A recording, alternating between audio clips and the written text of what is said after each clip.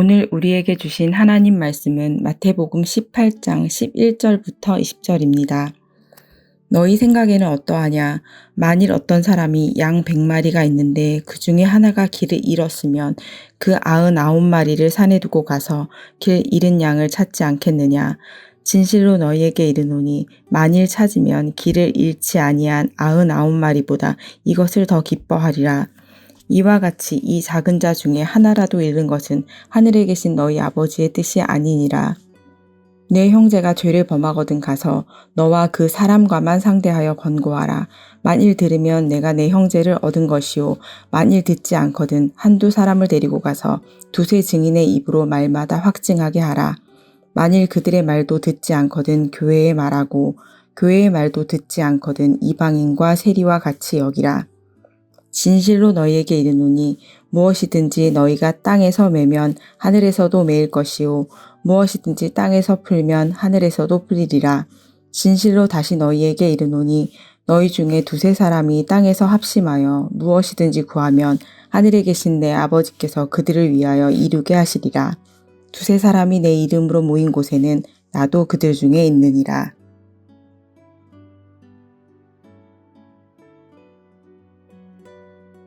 한 사회의 수준은 그 사회가 약자를 어떻게 대하느냐에 달려있다라는 말이 있습니다. 모든 사회는 그 사회의 주류들의 목소리만 들리는 것이 어쩌면 당연합니다. 그러나 그 사회에서 가장 약한 그룹들, 예를 들어 파산한 사람들, 장애를 가진 사람들, 고아와 과부 같은 그런 자들을 얼마나 안전하게 보호하고 있느냐, 그것이 그 사회의 성숙도를 보여주는 것이죠. 교회도 하나의 사회이기 때문에 예외일 수 없습니다. 교회는 리더들, 중직자들, 또 열심히 섬기는 다수의 성도들에 의해 이끌려집니다. 그러나 그 교회의 진정한 성숙도는 그 교회가 영적으로 가장 연약한 상태에 놓인 사람들을 어떻게 대하는가, 어떤 마음을 가지는가에 달려 있습니다. 왜냐하면 교회의 머리이자 주인이신 예수 그리스도께서는 가난한 자와 병든 자, 그리고 우리 사회에서 외면받던 이들을 가장 앞장서서 품으셨기 때문입니다. 그분이 우리 서문교회의 머리이십니다. 오늘 본문에는 두 종류로 대변되는 교회 안에 가장 연약한 자들을 어떻게 대해야 하는지에 대해 나와 있습니다. 첫 번째는 소자, 잃은 양과 같은 사람들이고 두 번째는 죄인입니다. 우선 예수님께서는 소자에 대해 말씀하십니다. 예수님은 교회 안에 작은 자들을 이야기하실 때 한 가지 비유를 드시죠. 길 잃은 한 마리 양 비유입니다. 100마리의 양들 중에 한 마리가 길을 잃었을 때 우리 주님은 그 한 마리 양을 찾으러 떠나는 분이시라는 겁니다. 그것이 하나님의 마음이고, 그러니까 우리도 그렇게 해야 한다라는 말씀이죠. 그 한 마리를 되찾았을 때 우리 주님은 나머지 99마리가 잘 건사되고 있는 것보다도 훨씬 더 기뻐하시는 분입니다. 우리는 가끔 이 비유를 들을 때 오해하죠. 나머지 99마리 양도 소중한 것 아닌가? 그 양들을 두고 한 마리만 찾는 것이 과연 적절한가? 그런데 우리 주님은 나머지 99마리는 어찌 되든지 내버려 두시는 분은 아닙니다. 당시 유대인들의 관습상 한 목자가 혼자 100마리를 다 돌보는 게 아닙니다. 여러 목자가 동시에 여러 양을 몰고 다니기 때문에 한 목자가 자리를 비워도 나머지 99마리 돌볼 목자는 따로 있는 것입니다. 그러나 여기서 말하는 것은 우리 예수 그리스도께서는 그 한 마리 양을 위해서 기꺼이 몸을 던지는 그런 성품을 가진 목자라는 것이죠. 성도 개개인에게 관심을 보이시며 사랑하시는 분이라는 겁니다. 우리가 만약에 예수님을 진정 따르는 사람이라면 우리도 예수님과 같은 마음을 가져야 하겠죠. 자, 그렇다면 누가 한 마리 양일까요? 누가 소자일까요? 공동체 안에 잘 적응하는 무리 안에 속하지 못하고 교회를 떠나려 하거나 잘 들어오지 못하는 그런 분들 아니겠습니까? 이유는 다양할 수 있습니다. 개인의 형편이 넉넉하지 못해서, 또 가정에 시험과 환란이 찾아와서 자기가 덕이 되지 못한다고 생각해서, 또는 신앙적인 회의가 찾아왔거나, 또는 사회성이 많은 성격이 아니기 때문에 관계에 껄끄러움이 생겨서, 어찌됐든 이 서문교회를 한때는 사랑했고 또 속해 있었기도 했지만 이제는 더 이상 그러기 힘든 영혼들, 그들이 바로 소자이고 한 마리 양입니다. 그러나 이런 성도들은 사실 어쩌다가 눈에 보이지 않아도 겉으로는 서문교회가 잘 굴러가는데 아무런 영향을 주지 않는 것처럼 보입니다. 근데 우리 서문교회가 이런 영혼들을 점점 사라져가는데 무감각해져 있고, 또 우리의 다락방이 이런 성도들이 우리 다락방 목록에 있는 것이 불편해서 받아들이기 힘들어서 지워버리고자 하고, 또 우리의 교육부서가 이런 아이들에게 별다른 관심을 가지지 않고 그냥 내버려 둔다면, 잃어버린 한 마리 양과 같은 이 영혼들의 주인이신 우리 주님께서는 이들을 어떤 방식으로 보호하시겠습니까? 아마도 주님과 같은 마음을 품은 다른 교회에 이들을 보내심으로 보호하지 않겠습니까? 그렇게 되면 우리는 점점 주님의 마음과는 거리가 먼 그런 곳이 되어 가겠죠. 제가 며칠 전에 한 음악회에서 유대인 교수님이 간증 비슷한 걸 하는 걸 들어봤습니다. 이 유대인 교수님의 할아버지가 2차 세계대전 때 나치에 의해 죽을 뻔했습니다. 그런데 우리가 잘 아는 영화 쉰들러 리스트 있죠. 실제 쉰들러가 이 할아버지를 구해주셔서 살아남았다고 합니다. 한 사람이 살아난 것이죠.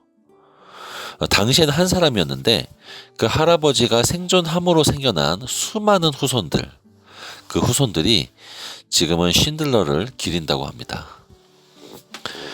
주님은 한 생명이 천하만큼이나 귀하다고 하셨는데 정말로 한 생명이 살아남으로 인해서 가문이 생기고 얼마나 큰 영향력으로 번져갈 수 있는지를 실감한 순간이었습니다. 또 오늘 본문은 두 번째 부류를 설명합니다. 두 번째 부류의 약자는 바로 죄인들이죠. 15절부터 20절의 말씀은 그 죄인을 어떻게 다루는가, 즉 권징에 대해 말씀합니다. 교회 안에는 누군가를 실족하게 하거나 혹은 교회의 거룩성을 크게 훼손하는 경우가 있습니다. 그럴 때 우리는 두 가지를 다 고려해야 하는데, 그 죄인으로 생기는 악한 영향력을 공동체 안에서 속히 끊어내야 합니다. 그런데 그것이 그저 끊어내기만 하는 것이 우리가 해야 할 전부라면 그저 그 사람을 최대한 빨리 제명 처리하고 내치면 될 일이겠죠. 그러나 성경은 그렇게 가르쳐주지 않습니다. 여기에서 우리가 중요한 것은 성경이 죄인을 대하는 방식입니다. 성경은 단순히 그 죄인을 벌하고 내치는 것에 그치지 않고 오히려 죄를 지적하되 그 궁극적인 목적은 회복과 사랑에 있는 것이죠. 그래서 오늘 성경은 권징의 절차를 잘 설명합니다. 거룩함 그리고 사랑, 둘 다를 중요하게 여기시는 우리 주님의 성품을 잘 반영합니다. 우선 한 사람이 죄를 범했을 때 1대1로 찾아가서 그 사람에게 알리죠. 근데 그래도 듣지 않으면 두세 사람이 찾아갑니다. 그리고 나서 듣지 않으면 교회에 알려서 징계를 받게 하죠. 이 징계라는 것은 우리 장로교회 입장에서는 당회를 통한 권징입니다. 예를 들어서 수찬 정지, 견책, 정직 이런 조치들이 있죠. 그러나 그런 것에도 전혀 아랑곳하지 않는다면 그 사람의 최종 결정은 바로 회원에서 박탈되는 것입니다. 여러분, 오늘날 사람들이 그런 징계에 대해서 콧방귀나 끼겠습니까? 끝까지 방자하게 행동하는 사람들도 있죠. 그러나 주님은 오늘 본문 18절에서 교회에 주신 천국의 열쇠를 상기시키시면서 이렇게 말씀하십니다. 18장 18절입니다. 진실로 너희에게 이르노니 무엇이든지 너희가 땅에서 매면 하늘에서도 매일 것이요 무엇이든지 땅에서 풀면 하늘에서도 풀리리라. 즉 지상교회에서 받은 권징, 그것은 그 사람이 무시할 수 있지가 않습니다. 그 사람이 천국에 들어가고 못 들어가는데도 절대적인 영향력이 발휘됩니다. 주님은 천국의 열쇠를 교회에 주셨습니다. 교회가 주님의 몸입니다. 그런데 교회를 무시하고 교회에서 받은 권징을 업신여기면서 그 사람이 예수님 믿고 천국에 간다? 그렇게 되지 않는다는 말씀이죠. 그러면 하나님은 왜 이렇게 권징의 절차를 어렵게 하셨을까요? 적어도 한 죄인이 회개하고 돌아올 기회를 3번 이상 주시기 위함입니다. 그 사람도 하나님의 백성으로 받아들이시기 위해서죠. 그러므로 오늘날 교회의 권징이 약해져 가는 것이 좋은 일은 아닙니다.